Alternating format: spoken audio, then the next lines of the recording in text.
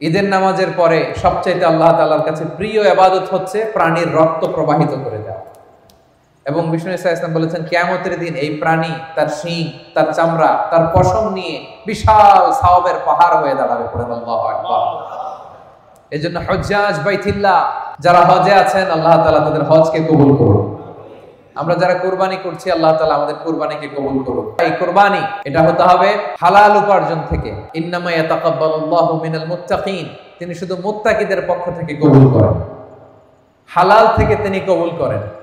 হারাম দিয়ে বিশাল 5 লক্ষ টাকা দিয়ে আপনি হাটের সবচাইতে বড় গরুটা কুরবানি করেছেন, ওই কুরবানি কশিনকাল আল্লাহ তাআলার দরবারে কবুল হবে।